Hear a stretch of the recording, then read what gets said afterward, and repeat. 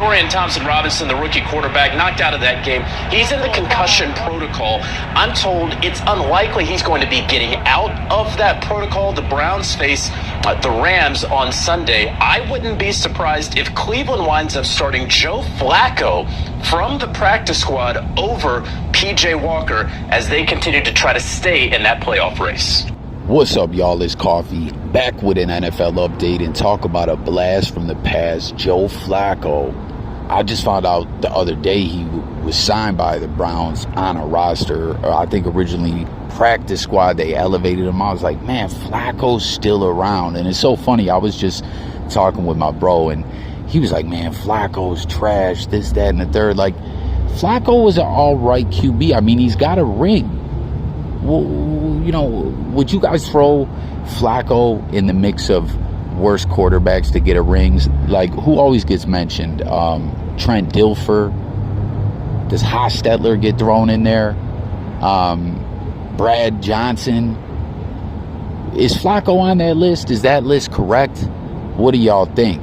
It's so wild too, man. Flacco, as you hear what's going on, you know, they had to sign him because of injuries or whatever, and he's officially been elevated and is the backup, but dude who's going to start is in concussion protocol. So there is some time till game day, but who knows if he'll clear concussion protocol. But I don't know if y'all remember, Flacco originally got his start in the NFL in a similar way. Troy Smith was supposed to be the Ravens starter and got real sick. I was going to say hurt, but I think Troy actually got really, really sick, if I'm not mistaken. And then Flacco stepped up, did his thing, did enough to keep the job, all the way until Lamar Jackson was drafted the same year, of course, as Josh Allen, the two best quarterbacks out of that draft class. And, you know, Lamar originally was just taking snaps out of Wildcat, and it didn't last for Flacco. Lamar ended up proving he was the guy for the job.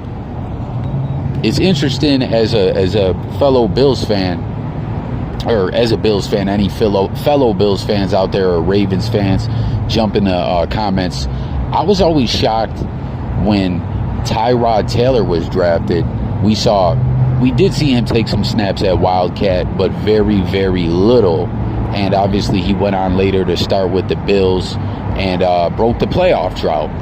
When he was with the Ravens, though, I was like, man, I wonder if he could give Flacco a run for his money, but it wasn't happening. You know what I'm saying? I don't need to go and do an interview. I've seen enough.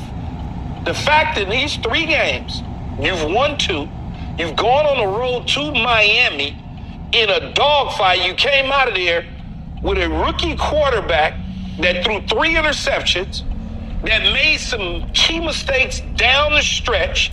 Instead of taking easy money and staying in it methodically, he's trying to hit home runs. He's missing Devontae Adams. I mean, he's doing things that a rookie would do. Right. If you had a quarterback that was competent, you win that game. Sure. You win the football game. So if I'm Mark Davis, I'm going to talk to the president of the team today. I'm going to talk to the general manager today. Yep. And then we're going to get together with Antonio Pierce, and we're going to tell him, it's your team.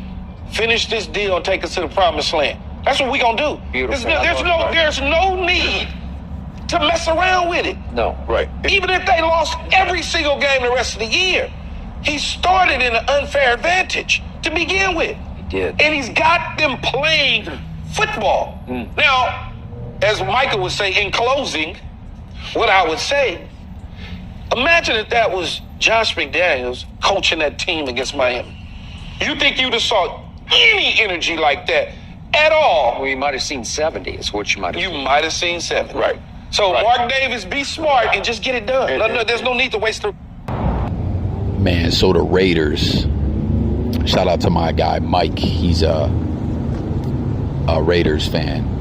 You know, it's been tough for the Raiders. They've been a squad over the past few years or so who's really looked like they're a team that could break through to the next level.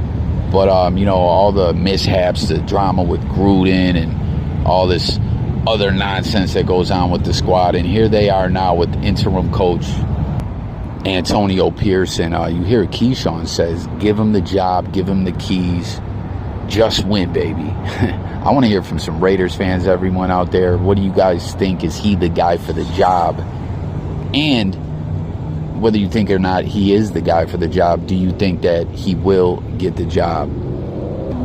Most fans, analysts, and stuff like that are predicting or projecting that if Pierce can lead the Raiders to the playoffs, which if you take a look at the standings, their playoff chances are slim, but it can be done.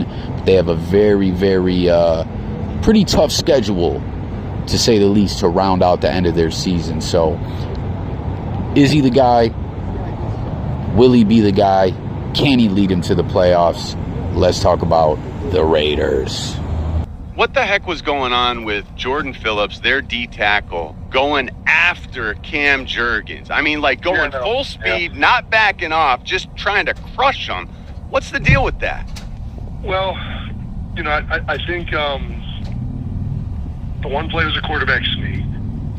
And, you know, I think teams are really, you know, trying to stop that play. They talk about it all week. I'm sure they label it as some type of, like, level of toughness to stop the play. Mm-hmm. I thought it was bullshit at the time. I really did. And I said so to the official on the field. I said, listen, I've been running that play a lot of years. I have seen people jump off sides. He made zero effort to stop after he jumped off sides. Absolutely. He purposely tried to hurt Cam Jurgens. He did. I thought it should have been a personal foul, and I think he should be fined for that play. Now, I'm not going to comment on the rest of the game. There were things happening with the fans. I don't know what happened that got him that fired up, but I thought that play in particular was absolutely a disgrace that the NFL should not allow. I really do. And I don't know Jordan Phillips. He might be the best guy in the world. But that, in my opinion, the NFL needs to do something about, because that shouldn't be allowed in this game. Yep. At this level, I thought the officials did not do a good job of officiating that play. I agree. I really did. That was a travesty. That was so clearly not a offsides. That was a personal foul. Yeah. And it should have been stipulated right from that moment. And because they didn't call that, you saw things happen throughout the rest of the game. So first off, happy birthday, Stefon Diggs. He is 30 years old. And you see in this clip here, there's two clips. One is of a cheap shot being taken on Diggs when he's not even a part of the play, not engaged in blocking or anything on a Bills touchdown. Eagles defender just flat out tried to hurt him. And then the other is a bunch of clips of Jordan Phillips getting active on some goon-ish out there in that Bills-Eagles game. And you hear the Eagles center Kelce talking about that offsides. Why wasn't that a personal foul? You know, you see all the other clips where, and listen, I'm not going to front just because I'm a Bills fan. I saw some stuff going on out there with Phillips getting active, and Phillips is a real physical player. We've seen stuff like this from him before. We've seen him some years back. I forget what game it was, take a really unnecessary penalty that hurt us. Or maybe two of them in one game, I can't recall. But it was crazy out there, as we've already talked about on this channel.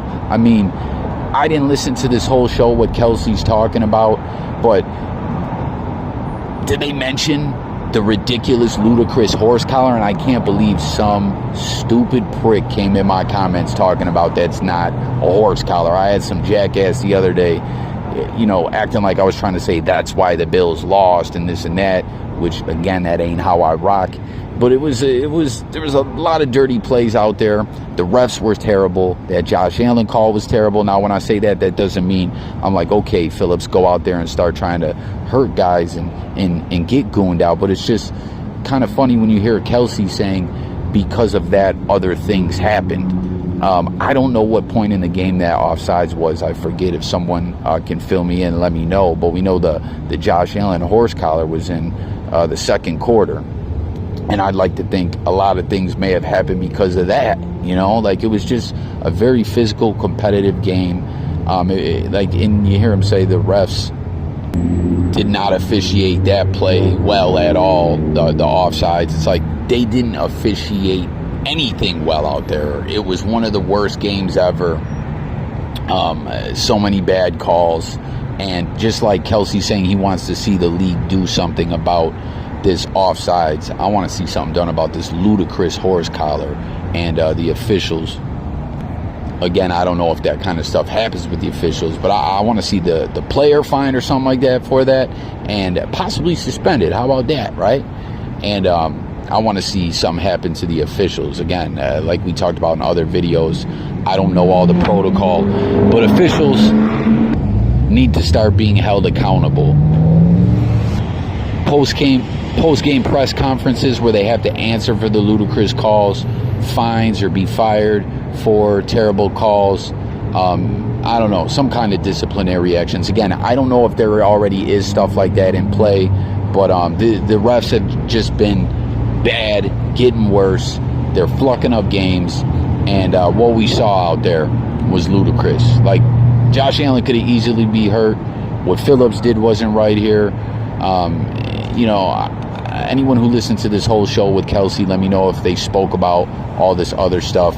But if they were just mentioning that and like not mentioning all the stuff that happened from the Eagles side, I mean, come on, man. But nonetheless, the whole idea of things getting physical out there because of the game being heated and the refs making shitty calls, that really happens. That's a fact. But I don't know. I just kind of found this a little odd, or I don't want to say funny, but like, because it ain't funny, but funny in the way of odd that a couple days after the game, this is the big trending play that's being talked about the officials blowing and about dirty plays by Phillips, man. But that's it for this one. Jump in the comments. Stay tuned. It's Coffee talking music, news, sports, and more. I'm out of here, guys. Peace.